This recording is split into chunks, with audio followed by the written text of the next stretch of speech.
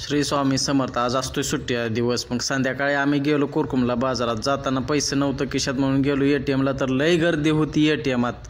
Number लागला कसा तरी, तर तिथं होत्या 100च्याच नोटा. घेतल्या काढून. म्हटलं जाऊ दे तिकडं, केवढं होयाच तेवढं होऊ दे. मग गेलो आम्ही पुढं कुरकुमच्या बाजारात गेल्यावर आम्ही किमती इचरत गेलो एका फलावरवाल्याकडं.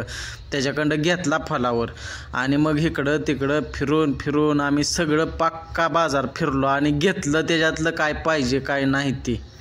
आमच्या सावकारासने विचारलं तुम्हासने काय पाहिजे, तर सावकार लगेच गेलं फळांच्या गाड्यावर. घेतली केळं, परत पुढं जरा वाईट जाऊन घेतली डाळिंब घेतली आणि निघालो घरला. मग काय संध्याकाळी स्वामींच्या मंदिरात जाऊन केली आरती आम्ही प्रत्येक गुरुवारी स्वामींच्या मंदिरात जाऊन करतो. आमच्या इथं मस्त असं छोटंसं स्वामींचं मंदिर आहे. दिसायला बी लय भारी आहे आणि आम्ही सगळी साफसफाई करून त्या मंदिरात जातो नेहमी. मग संध्याकाळचं जेवायचा बेत आखला. म्हटलं चला बाजूला आमच्या फेरपारा हॉटेल आहे, त्या हॉटेलात गेल्यावर तिथं आम्ही खाल्लं हेच जेवण जेवलो. हेच जेवायचं, कारण गुरुवार असल्यामुळं आम्ही हेच जेवण जेवलो.